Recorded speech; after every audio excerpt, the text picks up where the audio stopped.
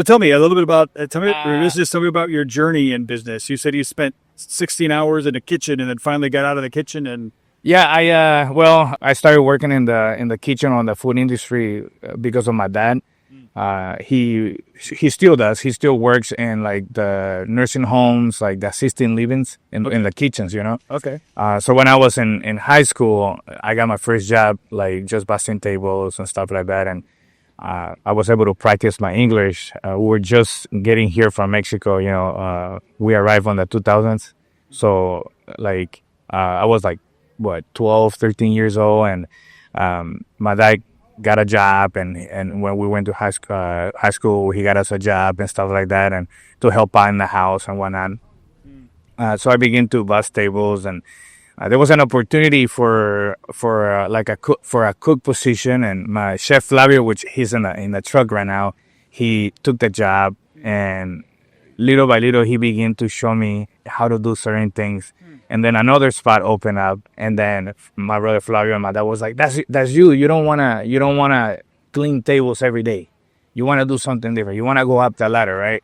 I think that's my dad's motto. My dad always like, if there's a ladder to go up, that's where you wanna do. That's a good way to have like goals through your days. Sure. Like, so I became a prep guy, and then work was done there. Like, we needed to leave to a different spot. You know, I ended up getting a job at a restaurant. It called Yum Kitchen and Bakery. They have a location in St. Louis Park. Okay. So I was 19 and a half there, and I started working as a prep guy, as a dishwasher, and then years just started passing by.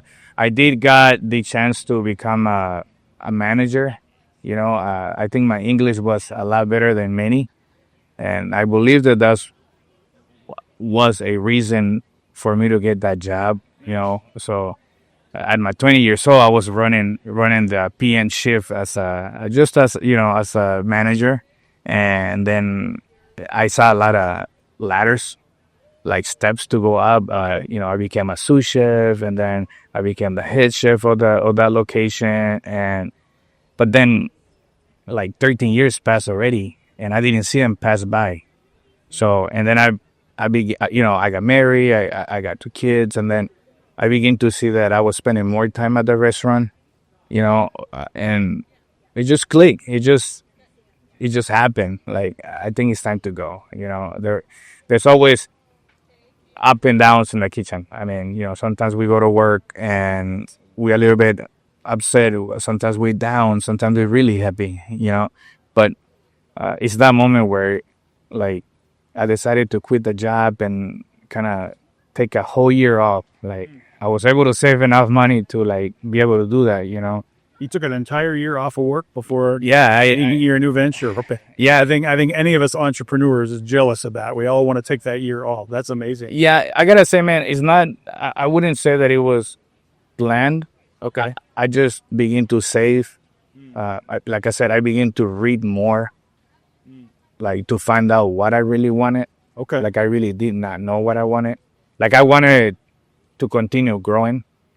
Like, when I was at the restaurant on this journey, being in this restaurant was beautiful because I learned a lot. I'm not gonna lie, I learned a lot. I made really good friends. You know, there was a lot of stuff I learned of how I was, of how to run a kitchen, how to treat customers, how to treat like other employees.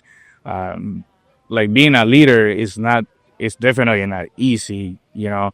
So I was reading how to switch from one job to another job, and they always advise to have 6 months of, like, where you can pay your rent without a job, you know. So I begin to start stashing money. You know, if I had $100 just left out of my check, okay, I don't need it, so I would just stash it. So I think I saved about a year and a half.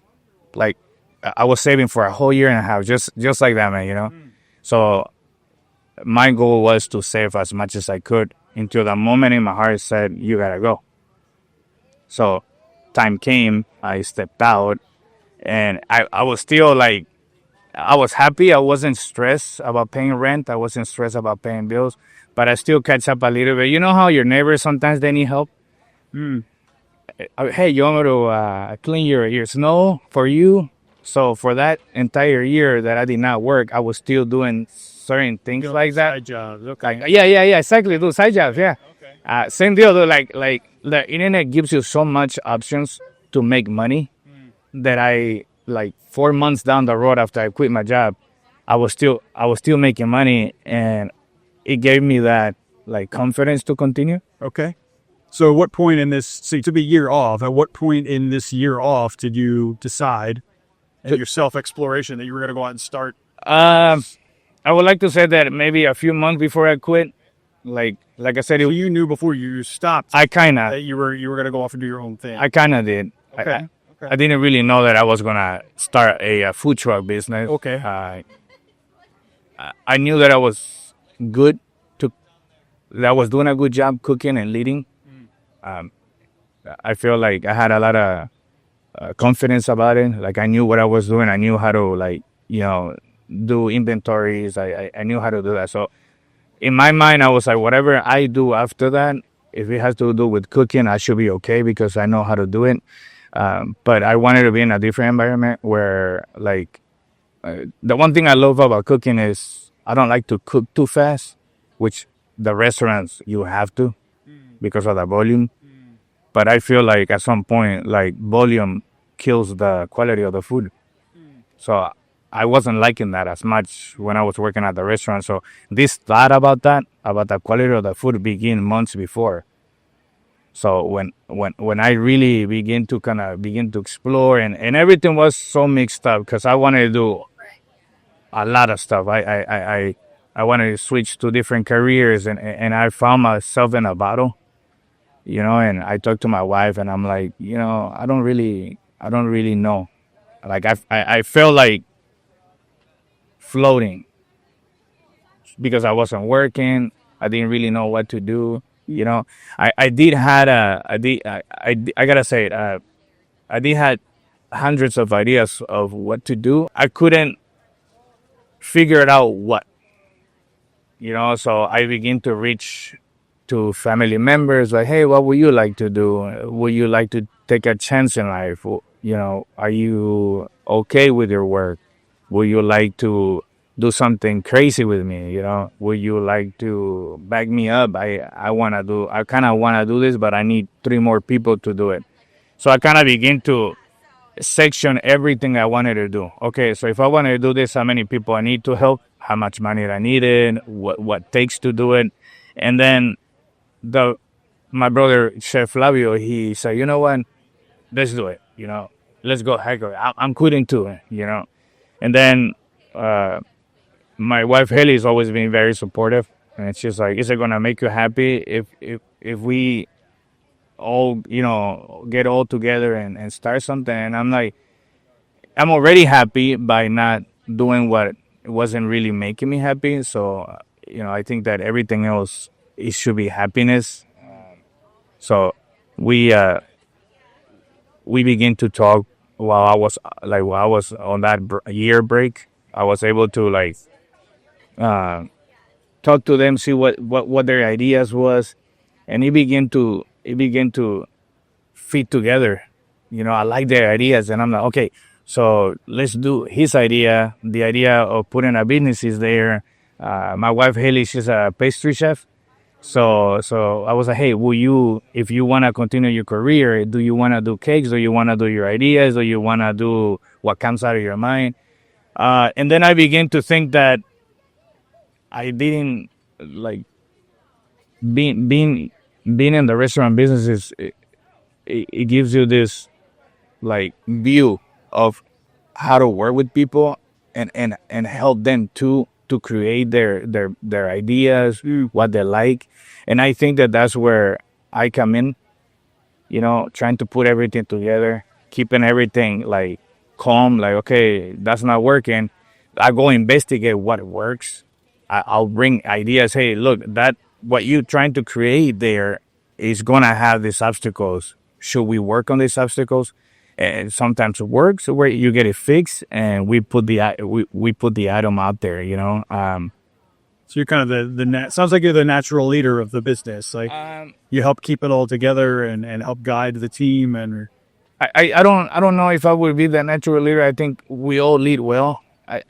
We talk. We practice a lot of communication. So it's a great partnership. I believe. Yeah, I know. I definitely. I don't know. I don't know what to believe about myself. I just don't want to be in the same environment I was before at the restaurant. And that's what I'm trying to keep myself out of it. Okay. Like if I feel stressed or something like that, I just like, you know what? It's not what. That's not how it So works. tell me now, what is your business? Tell me exactly what your business is. What do you do? What do you serve? Yeah. So What's the name of the business? So we are a Southern Mexican style cuisine. Our name is La Cochinita. In English, is Little Piggy. Little Piggy. Yeah. Now, La Cochinita, it's known in. So we're from Tabasco, Mexico, a southern state. You know, it's surrounded by Chiapas. You think in Yucatan area. You know, you thinking about Veracruz. You know. If we want to go more south, do you want to find Guatemala? You want to find Honduras? So that area back there on that tail of Mexico, the cuisine is so different, man. Is that right? It's really different. Different spices, you know. Being here for 23 years in Minnesota, I known a lot of northern cuisines from Mexico, a lot of central cuisine from Mexico. But here in the Minnesota, I had never seen the food that we cook in Tabasco. So that was one of the ideas where Chef Laio was like, we should do salbutes, right? And salbutes, it's a raw corn tortilla. We know it as mixed tamal, which is just raw corn. Like you don't put anything on it, you know. You cook the corn. You let it cook, you let it cool off, and then you grind it. Then you get your masa. Some people put flour and all this other stuff, you know, but we keep it raw. So what that does is like we flatten it, we put it in the deep fryer, and the tortilla pops like a balloon. You know, it's a little bit crispy, but it's crispy and light.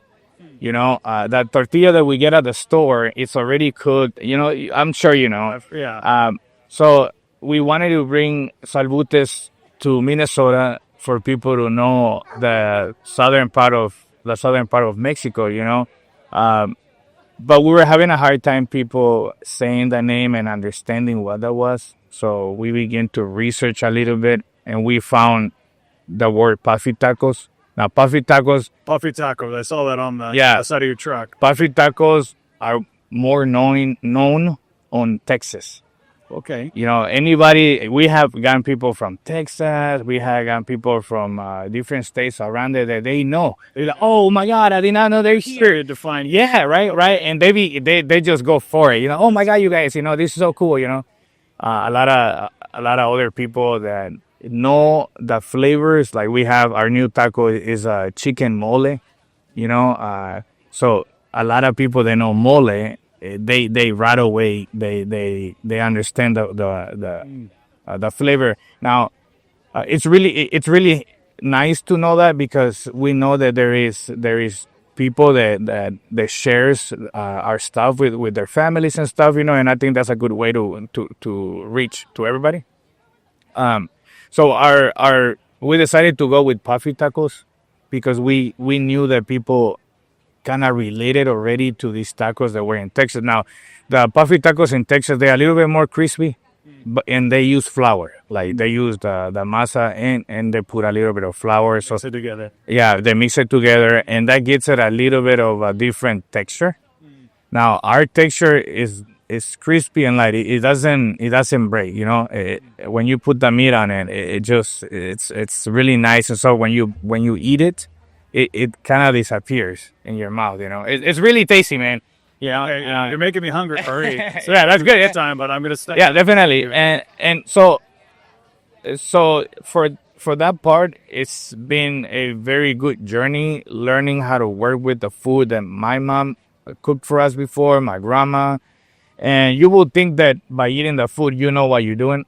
and it's just not. That's, I was cooking American cuisines for a long time. So when you get to do masa and mixing and kind of learning what's the texture for the right tortilla, that's when it begins to kind of like, it makes it more fun. Like you're really digging into your company. You're really getting to know yourself. I gotta say, building my own company got to show me who I was.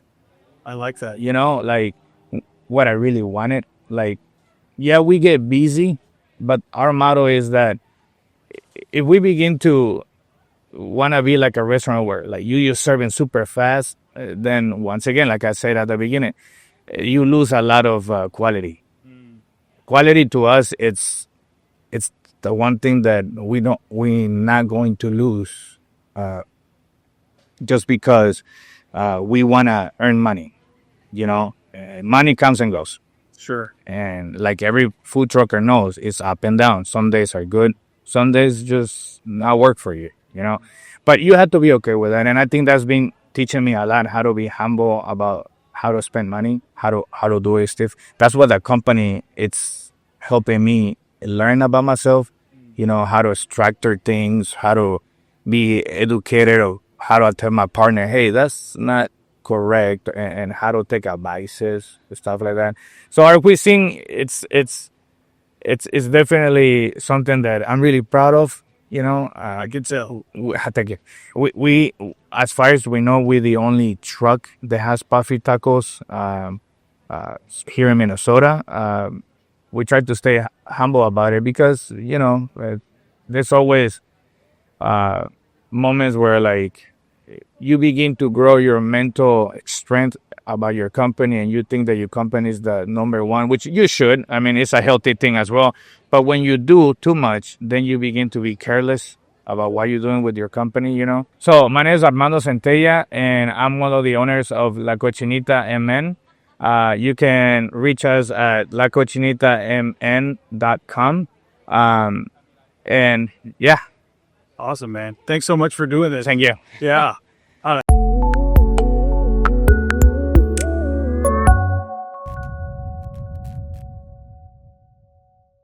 Hey, it's Will with the Podcast Crew team. Spotlight is a vidcast shot at the Podcast Crew Studios in Minneapolis. We would love for you to be our guest. Email us at the email address on your screen below to get a copy of the upcoming schedule. It's free, it's easy, and it's a great way to try out a podcast or a vidcast with our pro team. We do an in-person, in-studio version if you're in the Twin Cities area, and also an online version if you're somewhere else. We'd love to have you, hear your story, and help you start your podcast journey. Thanks. Get in touch today.